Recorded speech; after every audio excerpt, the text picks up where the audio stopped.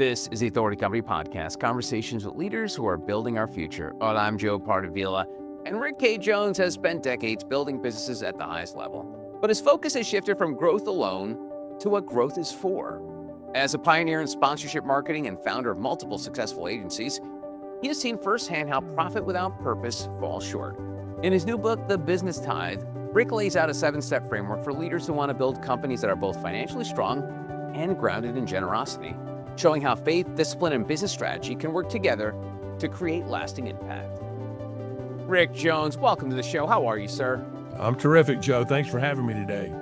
You're very welcome, and I really wanted to have you on here because I know you're one of these guys that's really open-minded about talking about faith-based leadership. And one of the things is, as someone who grew up Catholic, I was an altar boy, one of the things I've always struggled with is leaders grasping onto their faith and sort of using it as sort of like a shield, and then doing things that are against their faith.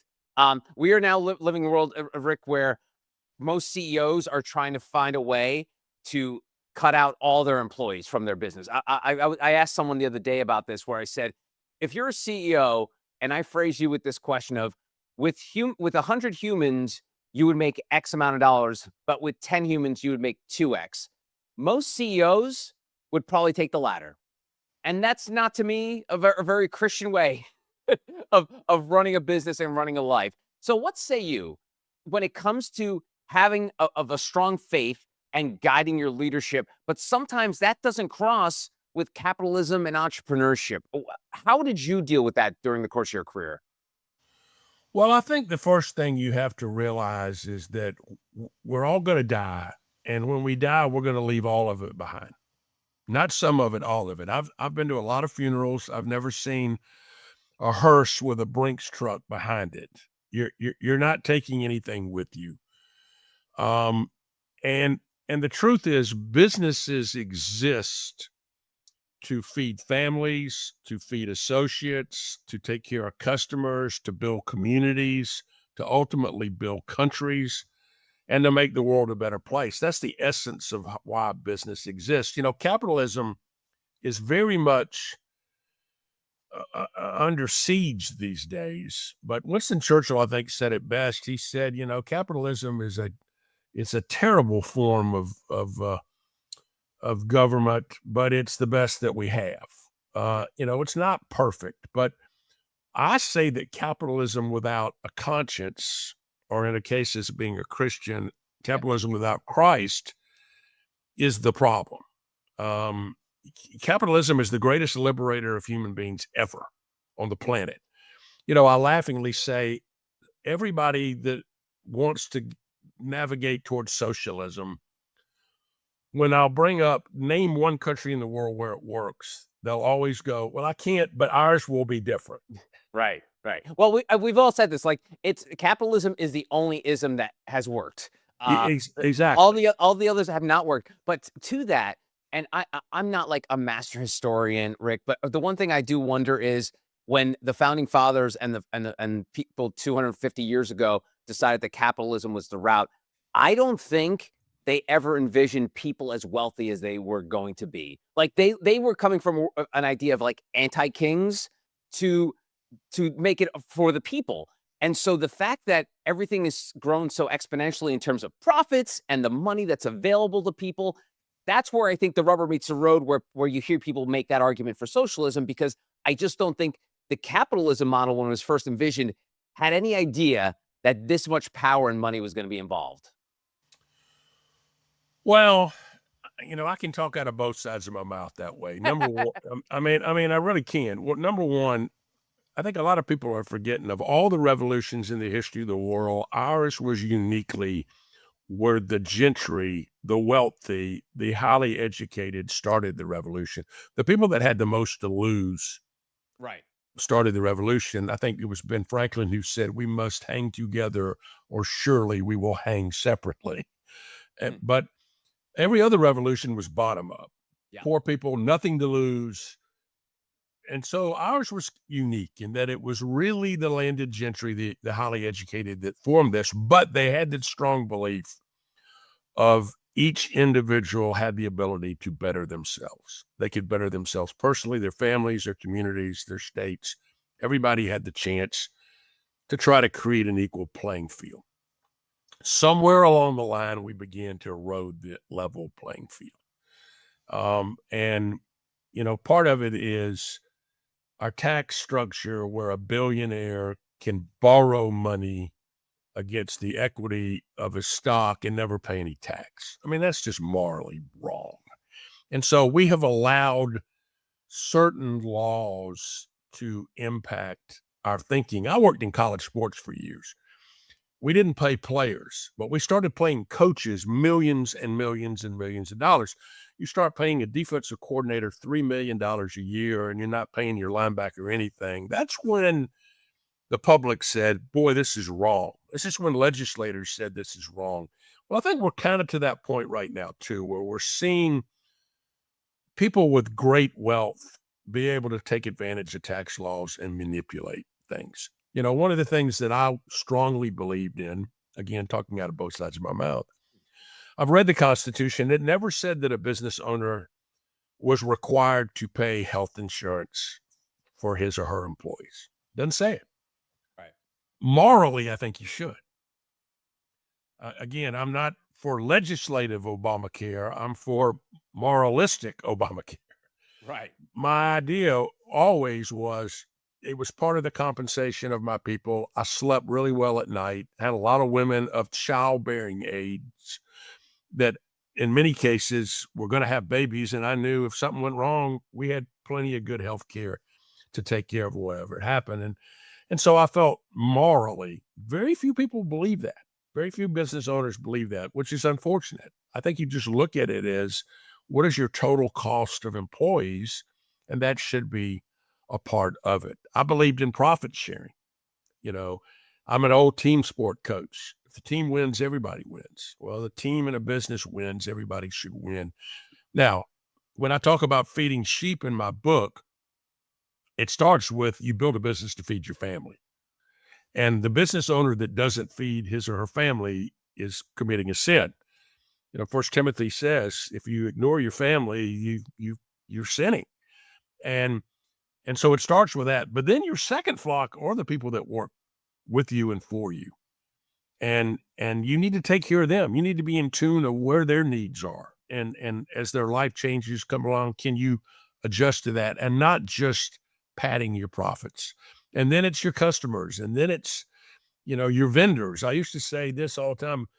The bigger the company, the slower they were to pay me. The ones that had the most money were I've the heard that. slowest. Yeah. And I always felt like that was so morally wrong. I always felt like when I got an invoice, usually from another small business, the first thing I did was write that check immediately because cash flow was important to them. They had sheep to feed too. They had people to feed. And so it's those types of things. So it is a mindset. And yeah, is it based for me on Christian values? Yes. But it's also just based on human values. You take care of people, you take care of your community, you take care of your associates, you take care of your customers, you take care of your family. It's very simple, very simple. Treat people the way you want to be treated. Yeah. It's good because I remember Kara Swisher's last book, she had read this, she had this opening line in her book, and it was all about these tech oligarchs and the power of Silicon Valley. And she said, at the end, it really was about the money. Because if you remember during the dot-com revolution, it wasn't about the money. It was like, we're going to change the world. We're going to make the world a better place to live. But it turned out to be no, it was let's get as rich as humanly possible. And so now we live in this world where money is king. It's making money at all costs. So, but my question is, and then what? So if these companies get so big and it doesn't require human labor, then what happens to society? And this is where the morals of it come in. And Rick, as you know, there are a lot of people that are running these companies that don't have the morals that you do. So what does it say about the future of America when we're building this infrastructure of AI taking over a lot of things? And I don't want to make this an AI exclusive conversation, but it's really about the mindset of leadership. So if you're thinking as a leader, hey, how can I maximize my profits and pay less people? You're not answering the question of then what? So I said, you, Rick Jones, then what? Yeah, I'm trying to I'm in the fourth quarter of my life now. So, you could a young person could say, "Rick, you're a fossil now." I mean, you're from a different generation, but no matter how I do the math, I'm in the fourth quarter. And in this fourth quarter of my life, I'm trying to convince largely those that own privately held businesses, not publicly traded businesses with a whole lot of things you have to go through, but privately held businesses, whether you really control your destiny, you control your value system, you control your morals, you control your priorities, you control your pocketbook. I'm trying to convince those that there's a difference between success and significance. Success needs to lead to significance, a legacy, a, for your business, for your community, for your church, for your country. There's my favorite saying, and I love sayings. I wrote a book with Advantage a few years ago called Analog Advice in a Digital World that are really just 52 of my favorite sayings. But my favorite saying is an old Greek saying that says, "A wise man plants trees from which he'll never enjoy the shade." I think morally a business needs to plant trees that you individually may not see the benefit for because it's something bigger than you. But it starts with a mindset that really says, how much money do you really need? I mean, I live on Wamalo Island. I have a great house. I have a lot of toys. Do I need 9 houses? I look downtown Charleston and I go drive downtown on the peninsula at night and look at how many houses don't have lights on. It's because they're people's third, fourth, and fifth houses. Right. It's motion picture stars that say, "I'd like to be in Charleston for 3 weeks a year. I think I'll buy a $5 million home on the Battery." Right. And that's a cheap one. And that's a cheap one. Yeah. And so, at some point, it's just, when is enough enough? My book, The Business Tithe, the ultimate payout is that if every privately held business in America would donate 10% of their profits to something, to a cause they care about, then I wouldn't need the federal government. I mean, that's how much money there is. I mean, there are 36 million small businesses in America. And what I'm trying to tell everybody is you won't miss the 10%. The 90% is enough. It's just enough. And the 10% will compound in such a big way. But you have to start with a moral framework that says it's not about me, it's about what I can do for other people. Your business exists to feed sheep, to take care of people with your time, your talents, and yes, your money. That's what we're here to do. And if everybody looked after people, world would be a lot better place. Sure would. And in the book, you introduce this 7-step framework where you walk people through this model. But you talk about step one, value your work. Why do so many us entrepreneurs struggle with that? Well, first of all, describe what that means, value work, because I think people may view value many different things. Value is like, oh, I'm working this hard, I make this much back. But talk about the idea of valuing your work and why people get this wrong. Well, I really think it's in our DNA. I mean, we are born to be creative. Of all the animals, we're the only animal in the universe that creates for creativity's sake. Yeah, beavers build beautiful dams to protect them, but they don't build buildings with, all sorts of things on them. We uniquely are wired to work, to be creative, to be productive, to do things. It's just in our DNA. And we should be proud of that. And we should find something. I hope every human being finds something that they're passionate about and where they have gifts. I always said this, gifts are God given. I mean, your gifts. I know my gifts. I know my weaknesses too. As a parent, I used to try to work on my children's weaknesses. That was stupid. They'll hire their weaknesses. They'll make a life out of their gifts, out of their strengths. Same thing with running a business. Same thing with coaching a team. Every great coach will tell you at the end of the game, when you got to have one play, it ain't about the player, it's about the players. Who do I need to get the ball to? Because players, and that's the same way in business. You realize that. So you look at people's strengths, but we all have strengths. We all have the capacity to create and to give back and to be productive. What happens to business owners and so many people is we get tired, we get frustrated, we may get bored, we get burned out, and we forget why we did it to begin with. We forget that.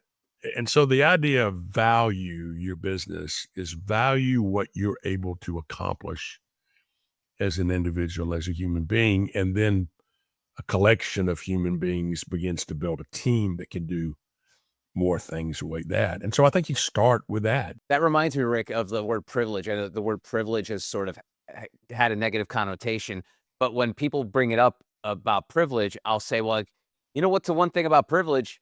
They can usually do the most good. Like if you're not privileged, you can't donate money, you can't donate time, you can't support causes. So there is a double-edged sword to a lot of these words, and because of the world we live in and everything is the negativity is heightened, we don't realize that profits are good and the idea of privilege is good, and not just solely for the person who has the privilege and the profits, but for everyone else as well. Well, it's interesting. I've done a recent project called United Taste of America for iHeart, where we're telling the story of American history for the 250th birthday of America this year through the story of American cuisine, the history of food in America, state by state. One of the interesting things is we all came from someplace else. So we've had this gigantic, bowl of gumbo in America, all these different cultures that created food. Well, one of the foods we went to the original Jersey Mike's sub shop, Mike Down the shore. Subs, Sure. Point Yeah. Pleasant, New Jersey. Yep. And Peter Cancro was a high school student who bought this sub shop as a senior in high school and then built it and then ultimately franchised it. Well, he recently sold it for billions of dollars. But Jersey Mike's does something very publicly every year. The last Thursday or the last Wednesday of the month of March, they donate 100% of their sales. Yeah. And they make a big deal about it. They run commercials. They tell you to come in. They got signs in their stores. It's not 100% of profits. It's 100% of sales. So if you bought a sandwich for $5 got donated. And I think this year they donated over $32 million to Special Olympics. Part of the problem we have is you don't want to pat yourself on the back for doing good. But if you don't articulate that you do good, then nobody knows. And so there's Right. a balance. My mother used to say, remember, honey, if you've done it, it ain't bragging. And so I would encourage businesses that are doing unique, meaningful things for their employees, for their customers, for their communities, to occasionally remind people that you do that because it becomes contagious. I go to Jersey Mike's every year that Wednesday and eat at least one meal. Some years I've eaten both lunch and dinner, but then I go back the next day. I go back the next day to thank the owner operator for what he did the day before. I got to eat somewhere. Might as well eat there. And so I think part of what we need to do is create a movement of givers. Some people can't give financially, but you got time you can give. You've got talents you can give. My generation, baby boomers, we got a lot of wisdom. We got a lot of time on our hands. We do have a lot of money. 82% of all the disposable income in America is at baby boomers. So over the next 20 years, we're going to have the largest wealth transfer in the history of the world. Okay. Certainly some of it I want to go to my children. Some of it I want to go to my grandchildren. But some of it I want to go other places and leave some sort of a legacy for others. And if you look historically in America, even the robber barons, that dominated Standard Oil and U.S. Steel and the railroad industry and the steamship industry, they gave back in so many ways. Andrew Carnegie was a very rich man. He was the Bill Gates of that era, but he built libraries all over the Yeah. country. Famously, the Rockefellers No, gave ex away billions of exactly. dollars. Yeah.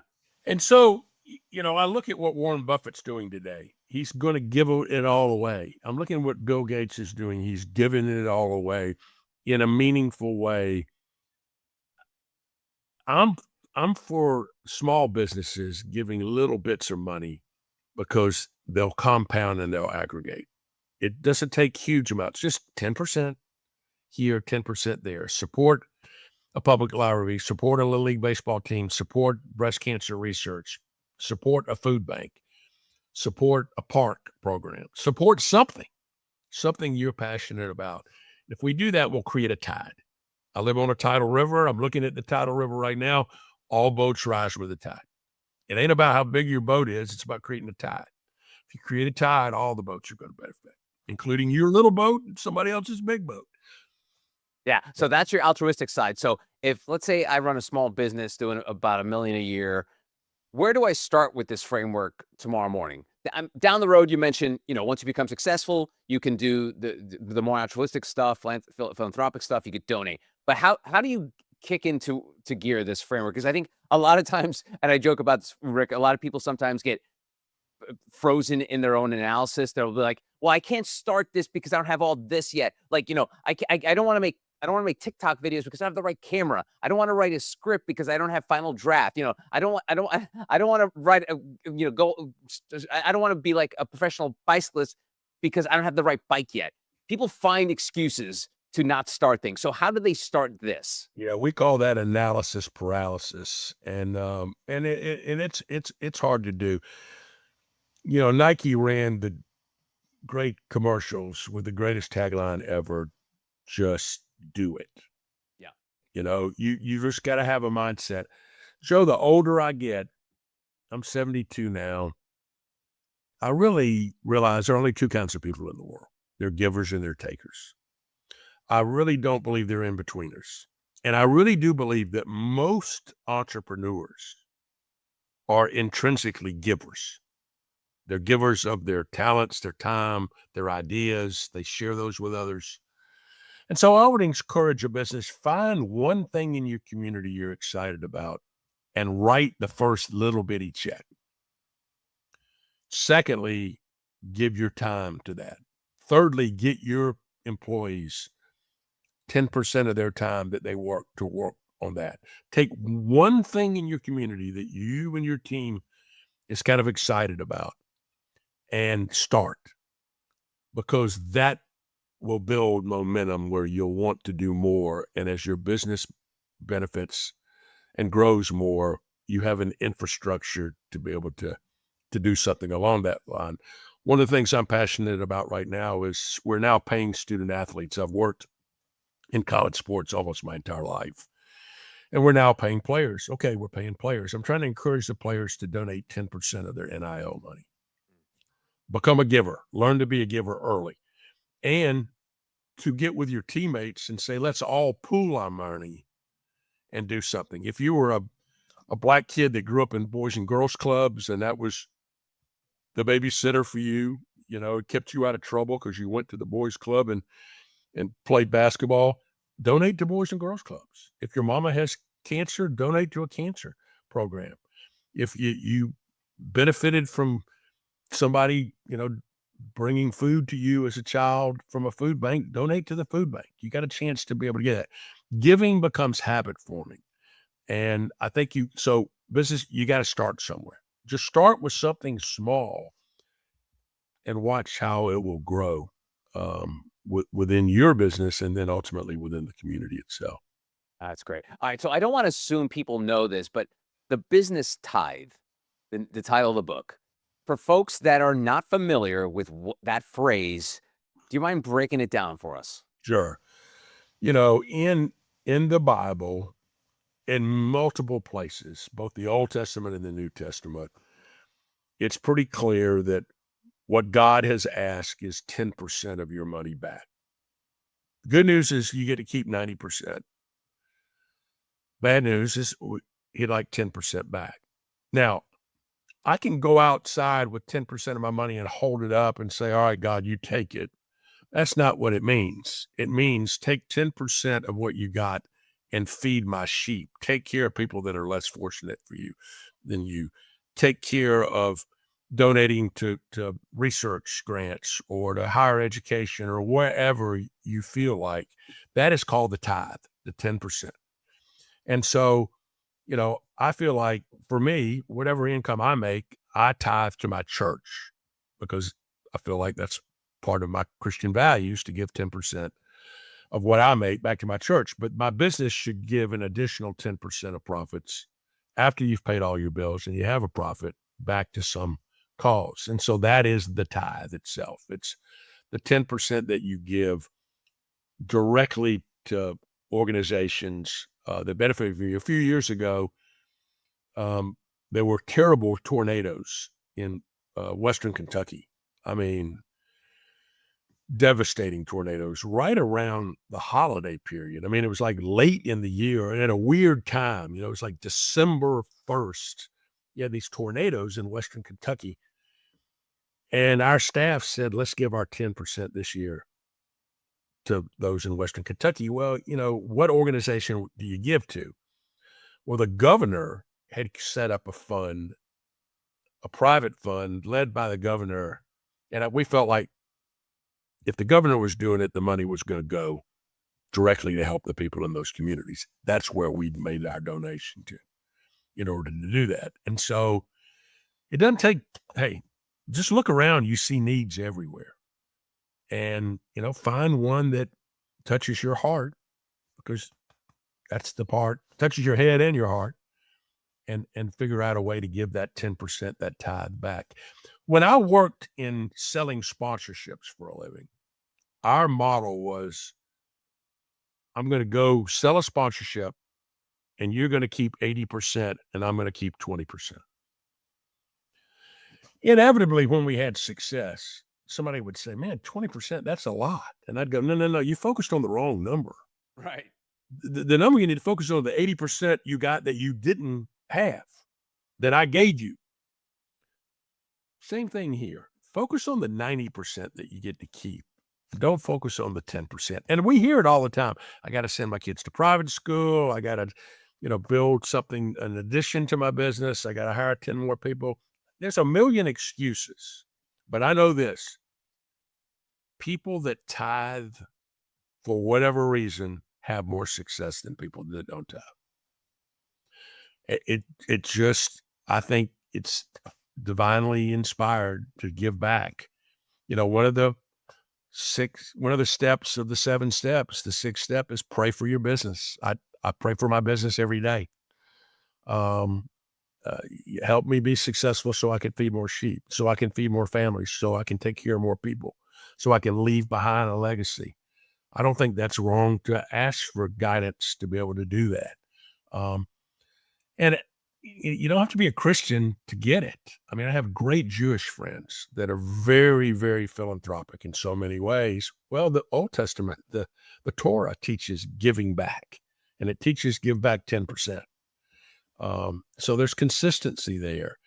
It's just be a good human being, help other people, and you'll be blessed for it. And your business, I think, will be blessed for it in ways that you can't even imagine.